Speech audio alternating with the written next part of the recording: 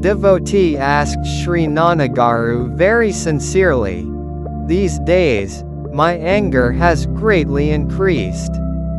I am getting angry with my family members, even for petty things. Though I want to control my anger, I cannot." Sri Nanagaru replied, "You are getting angry only due to your arrogance. If you don't reduce it by making an effort, God will create circumstances and press you in the nook of the door by which you will vomit out your weaknesses.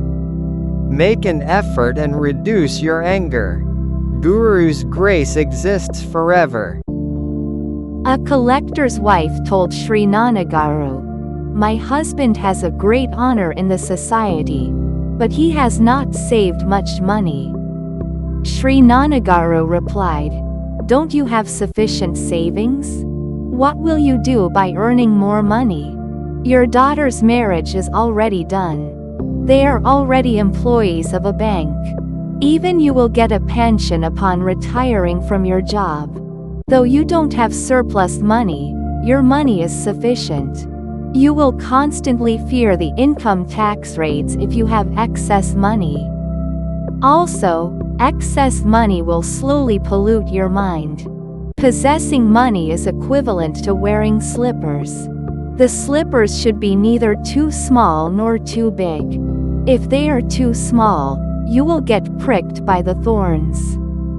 If they are too big, you may slip down. Similarly, you must possess neither too much nor too little money." A devotee said, "Nanagaru, these days I am subject to fear.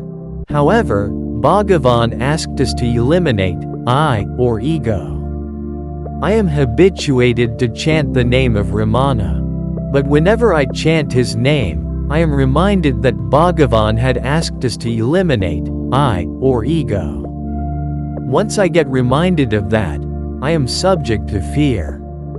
I fear what will happen to me once I lose the I." Sri Nanagaru replied, "Don't lose anything. Keep your I intact and make it a servant of God. Whatever has to happen will happen. As Hanuman always stayed at the feet of Lord Rama, you too, place your I at the feet of Lord Rama." Hanuman used to carry out the tasks assigned to him. Again, he used to return to the feet of Lord Rama. Similarly, even you carry out your task and put back your I at the feet of God. The devotee said, "Nanagaru, your reply has been very satisfactory. I will act according to your instruction." Sri Nanagaru said, "Now, you will not be subject to fear anymore." A devotee asked, "Nanagaru, there is a saying, that everything happens according to God's will. It is all right as long as we read or hear it. But when the situation demands, we are unable to digest it." Sri Nanagaru replied, "Even after performing spiritual practices for 100 births, you may or may not understand the above sentence. If you can bring it into experience, even a heap of sorrow will get converted into a heap of bliss." Once, Sri Nanagaru asked a college principal, "How are you?" The principal replied, "I am all right. All my sons, daughters, daughters-in-law, and grandchildren are all fine. All of them are doing well. I am doing well, only because they are doing well." Referring to this college principal, Sri Nanagaru said, "All of you resemble the fish caught in a fisherman's net. The master of the net has thrown the net into the water. All of you are trapped in that net. When the master of the net arrives and pulls out the net from the water, unable to find water, you will become breathless and die. Until the arrival of the death god, enjoy that blissful ignorance." Bhagavan has called it learned ignorance. There is nothing worthwhile to be proud of in this entire universe. What is man's life when compared to eternity? Once, a highly qualified doctor couple, who earned a lot of money, visited Sri Nanagaru. When Sri Nanagaru asked them to sit on a chair, they refused to sit. Pointing towards them, one of the devotees asked Sri Nanagaru, "How do they look?" Sri Nanagaru replied, "They seem to be very simple." Then the devotee said, "Both of them are highly qualified doctors and have an excellent medical practice in a nearby village. They own an entire street in their village." Referring to them, Sri Nanagaru said, "When you possess money, you must be able to manage it by being more humble. Otherwise, it will distance you from the self. You will get money, education, fame, and power only if you are destined to have them. Even if people try to obstruct them out of jealousy, they cannot do it." A devotee asked Sri Nanagaru, "Some people state that until all the tendencies are annihilated, self-knowledge cannot be attained. Also, some people state that it is easy to attain self-knowledge, but it is tough to become completely devoid of tendencies. Is it true that tendencies exist even after attaining self-knowledge?" Sri Nanagaru replied, "We can infer that tendencies sometimes exist even after attaining self-knowledge. For instance, despite attaining self-knowledge, sage Vishwamitra built the Trishanku heaven and got ruined. To take another instance, to test Vyasa Maharishi, Mother Annapurna ensured that he did not get food for 4 days. Then, in a great rage, Vyasa Maharishi became ready to curse the city of Kashi. Instantly, Mother Annapurna appeared before him and said, "You have become ready to curse the city of Kashi. I will not curse you but will order you to live in the outskirts of Kashi." Therefore, Vyasa Maharishi lived in the Vyasa Kashi and continued his writings. Thus, one may get ruined despite attaining self-knowledge. Hence, being completely devoid of tendencies is much more difficult than attaining self-knowledge. A devotee asked Sri Nanagaru in Arunachala, "Nanagaru, please grant me self-realization." Sri Nanagaru replied, "If you have the required eligibility, you need not ask. If you don't have the eligibility, you will not get it even if you ask." A dispute arose amongst family members in a matter of property sharing. Both the parties in the dispute argued to a great extent. Then one of the parties calmed down and told the other party, "Take whatever you want." The other party said, "Do we look like beggars to accept the same?"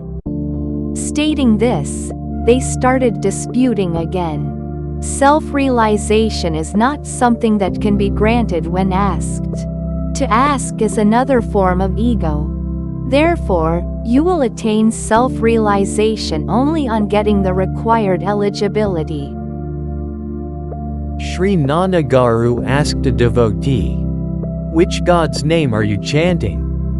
The devotee replied, "I am chanting neither Rama's nor Krishna's nor Shiva's name. I am doing the self-enquiry as prescribed by Bhagavan." Referring to her, Sri Nanagaru said, she got a good hold over Bhagavan's preaching. Hence, self-enquiry is enough for her. But we need not give up chanting the Lord's name, taking her as an ideal. Once, a devotee asked Sri Nanagaru in Arunachala, "Why didn't Swami Vivekananda preach the Upanishads?" Sri Nanagaru replied, "The very purpose of Swamiji's birth is different. How can he preach the Upanishads? He was born to awaken the nation. He was not a schoolmaster to preach the Upanishads. He came onto this earth to awaken the sleeping India. Once his work was finished, he left his body. He preached a lot for the sake of the nation. Once, a devotee with a doctorate in English asked, "Nanagaru, you have visited England twice. In which language did you speak in England?" Sri Nanagaru replied, "I spoke in English only.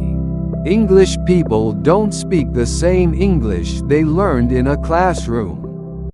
Even I have spoken in the same manner.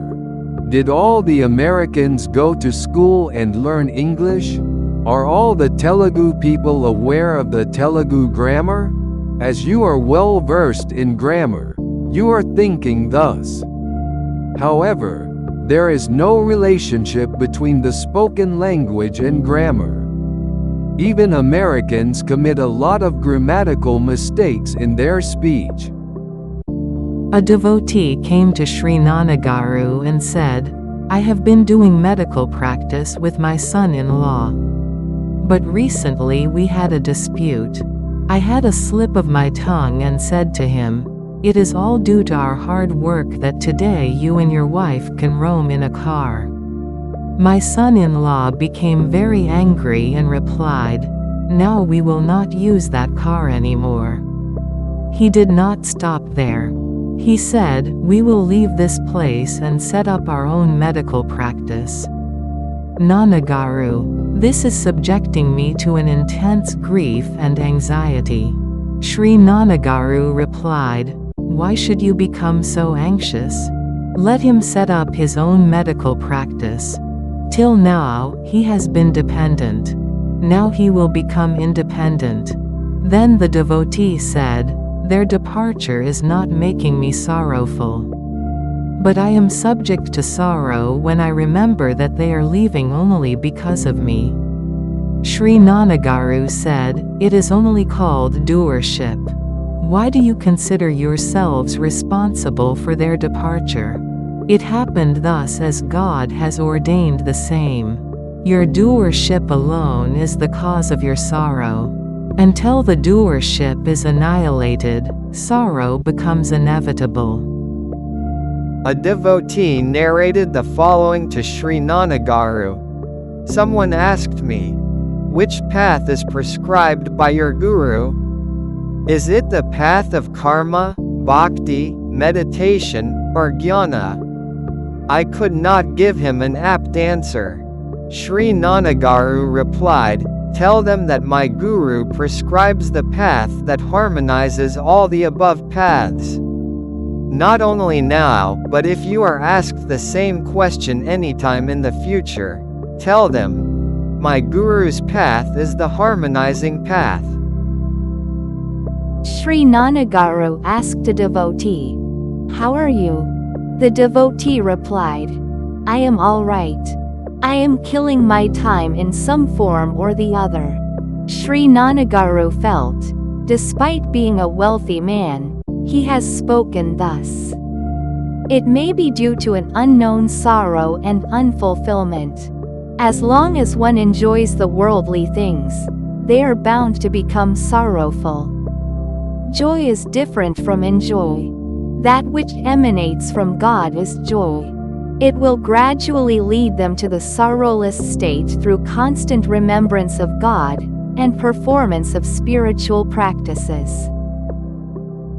Sri Nanagaru said to one of the devotees, "Gandhiji and Kanchi Paramacharya have mentioned several things regarding what life has taught me.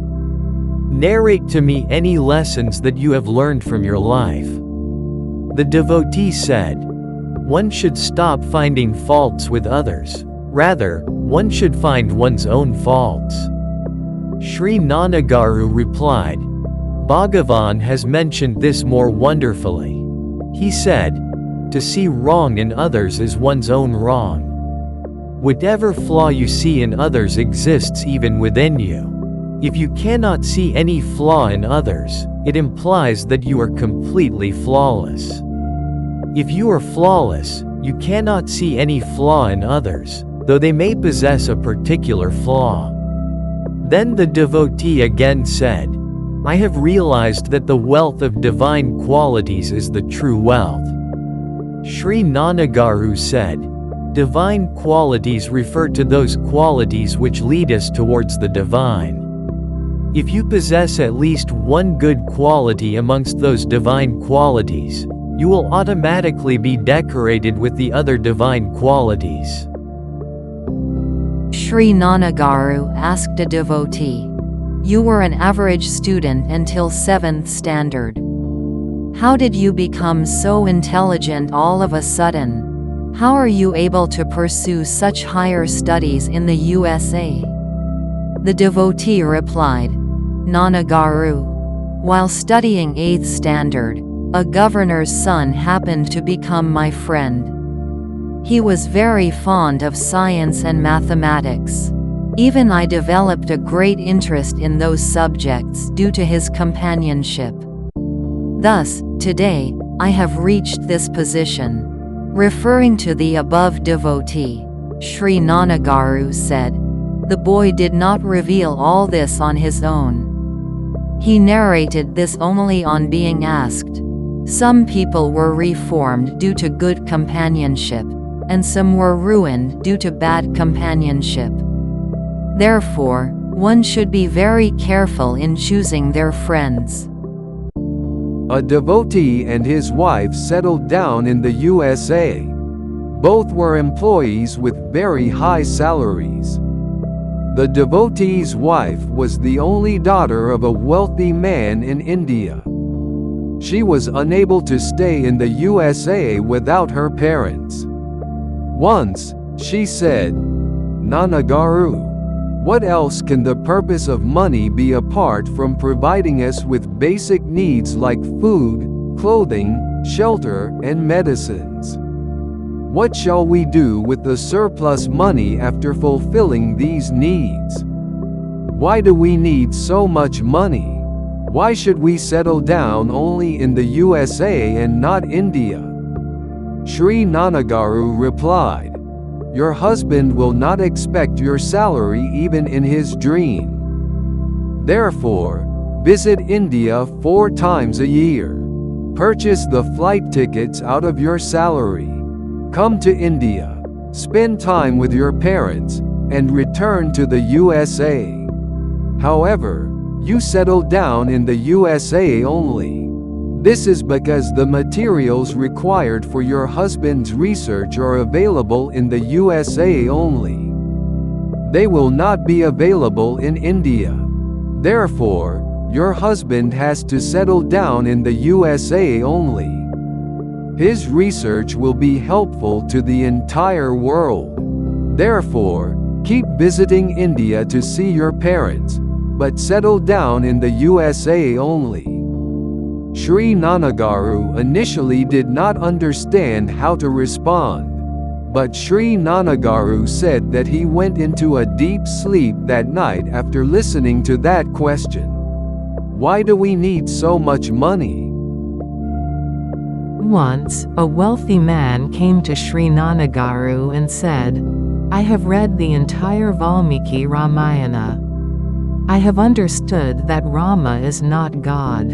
Sri Nanagaru did not argue with him. After his wife's death, the rich man was very well taken care of by his son and daughter-in-law.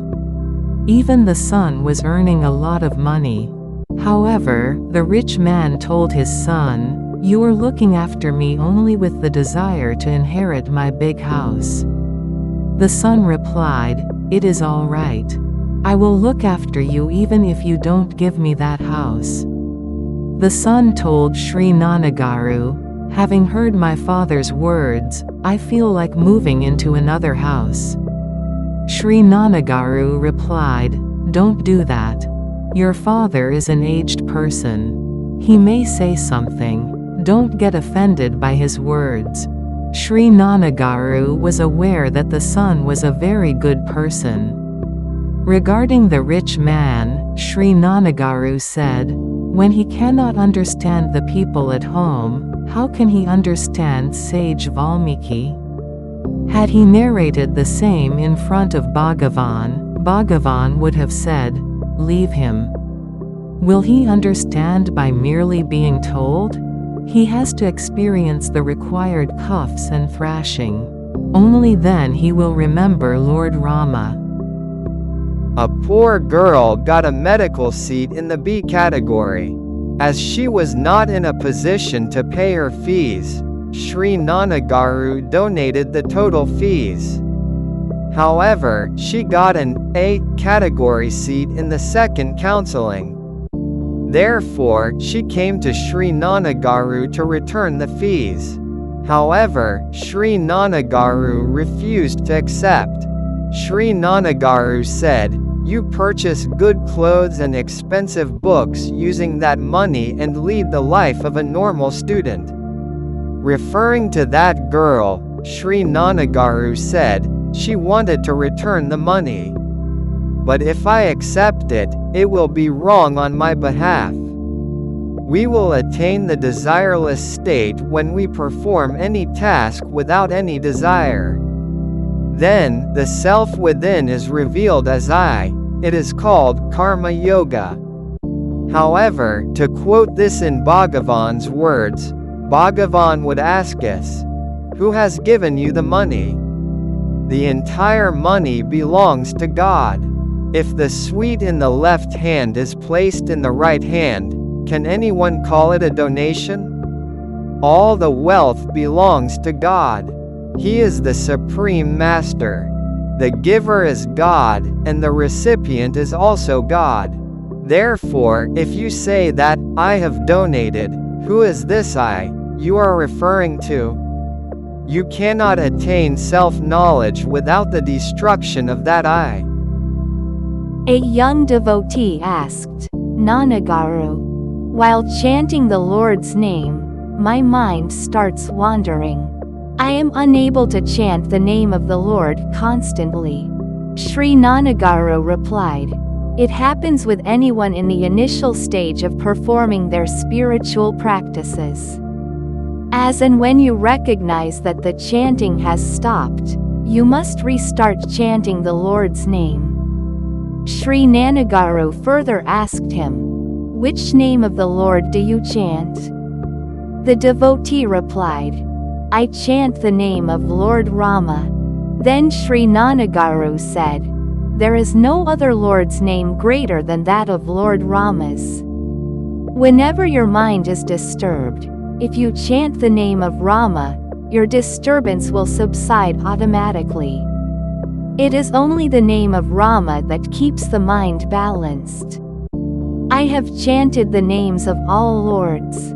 Of all the names, I felt Lord Rama's name helps us better maintain our equipoise. Lord Rama endured all the possible hardships that a man may be subjected to. However, he maintained his equipoise in all situations. Lord Rama transcended the world while living in the world. Therefore, chanting the name of Lord Rama will be very useful in purifying our mind." The devotee then asked, "Nanagaru, bless me with the power to chant the name of Lord Rama constantly." Sri Nanagaru looked at him graciously and smiled as if giving his consent. A devotee was very fond of Bhagavan Ramana. He said, "Buddha walked unnecessarily, whereas Bhagavan remained in the same place." Sri Nanagaru said, "Buddha walked only to preach to others." Then the devotee said, "Our Bhagavan had none apart from him." Then Sri Nanagaru asked him, "Your Bhagavan sat on a sofa, but did he teach or not?" The devotee replied, "Yes, he did teaching." Then Sri Nanagaru said, "If Bhagavan had none apart from him, then whom did he teach?" The devotee could not speak any further. A devotee asked Sri Nanagaru, "Some people possess good qualities, whereas others possess bad qualities. Why do different people possess different qualities? Is God partial in this aspect? Sri Nanagaru replied, there is no relationship between God and the qualities. Please do not drag God into this affair. He is living happily. Let him live so. Won't you allow God to sit quietly? God has not bestowed the qualities that torment you. God is in no way related to them. It is only out of ignorance that you got habituated to these qualities, in the other worlds and other bodies in the past, under the illusion that they will subject you to happiness. However, they are currently subjecting you to sorrow. As they make you sorrowful, you are trying to eliminate them.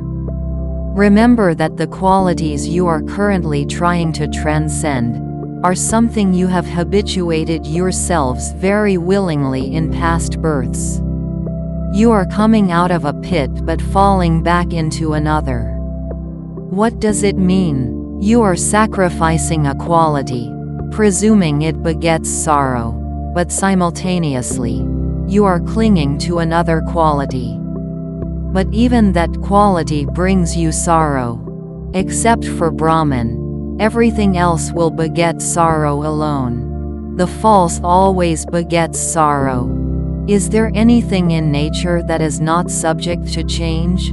How can they be presumed to be true when they keep changing daily? Will the truth ever change? No. A devotee asked Sri Nanagaru.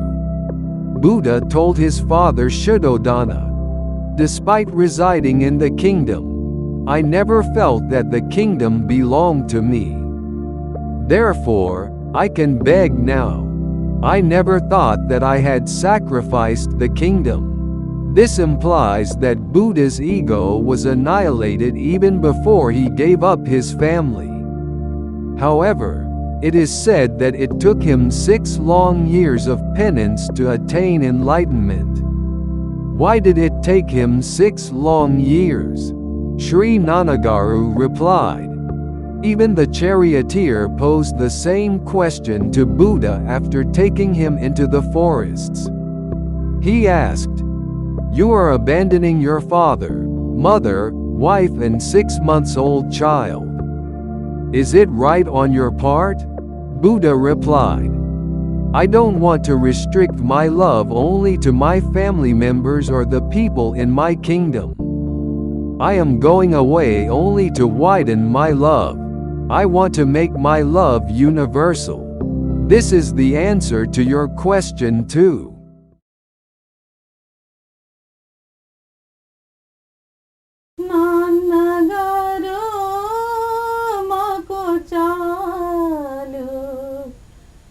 పాద కమల సేవా నాన్నగారు మాకు చాలు మీ పలుకు తేనె ధార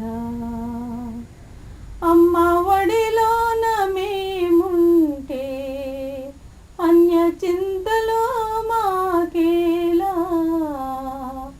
వడ్డించిన విస్తరుంటే వంట చేయు యత్నమేలా నాన్నగారు మాకు చాలు మీ పాద కమల సేవా నాన్నగారు మాకు చాలు మీ పలుకు తేనె ధార అసలు నేను మిథ్య నేను అహంకారం మొదటి తలంపు ఆ తర్కములేల మాకు ఆ చిక్కులు వలదు మాకు నాన్నగారు మాకు చాలు మీ పాద కమల సేవా నాన్నగారు మాకు చాలు మీ పలుకు తేనె ధార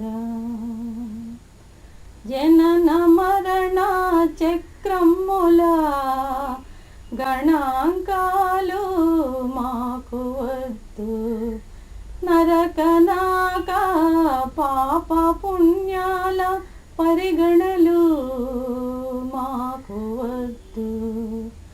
నాన్నగారు మాకు చాలు మీ పాద కమల సేవ. నాన్నగారు మాకు చాలు మీ పలుకు తేనె ధార. ఎన్ని జన్మలు ఎత్తినా అన్నిటా మిమ్ము మరువకుంటే, ఎన్ని జన్మలు ఎత్తినా అన్నిటా మిమ్ము మరువకుంటే, ఎన్ని యుగాలైతేనేమి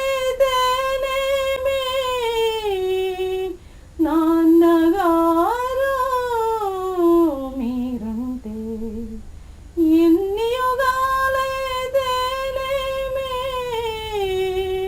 నాన్నగారు మీరుంటే.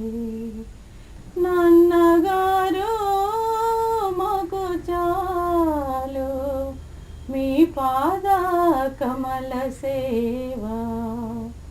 నాన్నగారు మాకు చాలు మీ పలుకు తేనె ధార.